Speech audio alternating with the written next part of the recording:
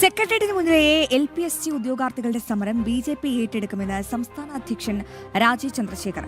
വിഷയം വിദ്യാഭ്യാസ മന്ത്രിക്ക് മുൻപിലും നിയമസഭയിലും ഉന്നയിക്കുമെന്നും സമരപ്പന്തൽ സന്ദർശിച്ച ശേഷം രാജീവ് ചന്ദ്രശേഖർ വ്യക്തമാക്കി. റാങ്ക് ലിസ്റ്റിൽ ഇടം നേടിയിട്ടും നിയമനം ലഭിക്കാതെ വന്നതോടെ കഴിഞ്ഞ 19 ദിവസമായി സമരത്തിലാണ് LPST ഉദ്യോഗാർത്ഥികൾ.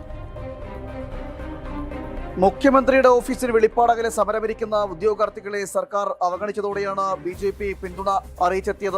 സമരപ്പന്തലിലെത്തിയ സംസ്ഥാന അധ്യക്ഷൻ രാജീവ് ചന്ദ്രശേഖർ ഉദ്യോഗാർത്ഥികളുമായി സംവദിച്ചു.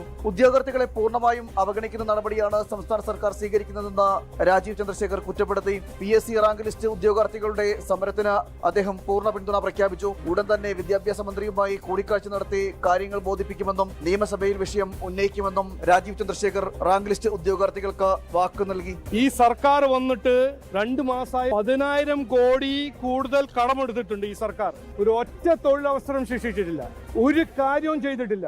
ഈ ഇവിടെ ഇരിക്കുന്ന കുട്ടികളുടെ അവകാശങ്ങൾ, അവരുടെ ഭാവിയെ കുറിച്ച് ചിന്തിക്കണം എന്നാണ് ഞാൻ ഇന്ന് ആവശ്യപ്പെടുന്നത്.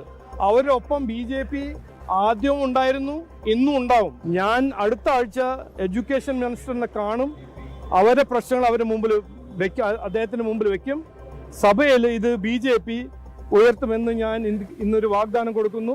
BJP അധ്യക്ഷന്റെ സന്ദർശനം പ്രതീക്ഷ നൽകുന്നതായി ഉദ്യോഗാർത്ഥികളും പ്രതികരിച്ചു. പോസിറ്റീവായിട്ട് കാണുന്നു. നമ്മളെ കാണുക അല്ലെങ്കിൽ നമ്മുടെ സങ്കടം കേൾക്കുക എന്നുള്ളത് പൊളിറ്റിക്സിൽ ഏത് പൊളിറ്റിക്സ് ആയിക്കോട്ടെ അവരുടെ ഒരു ധാർമ്മിക ഉത്തരവാദിത്വം കൂടിയാണ്.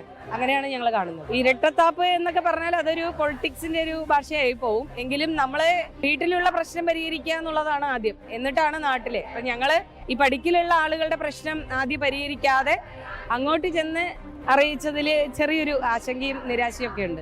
റാങ്ക് ഹോൾഡേഴ്സിന്റെ സമരത്തിന് പിന്തുണ അറിയിച്ചെത്തിയ യുവമോർച്ച സംസ്ഥാന അധ്യക്ഷൻ മനുപ്രസാദ് സമരപ്പന്തലിൽ നിന്ന് മുദ്രാവാക്യം വിളിച്ച് പ്രതിഷേധിച്ചു.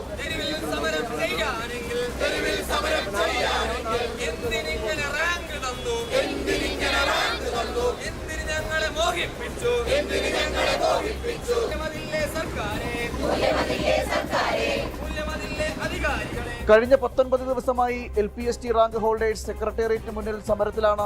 റാങ്ക് ലിസ്റ്റ് പ്രസിദ്ധീകരിച്ച് മാസങ്ങൾ പിന്നിടുമ്പോഴും നിയമനം നടത്താതെ വന്നതോടെയാണ് ഉദ്യോഗാർത്ഥികൾ സെക്രട്ടേറിയറ്റിന് മുന്നിൽ സമരം ആരംഭിക്കുന്നത്. ജനം, തിരുവനന്തപുരം.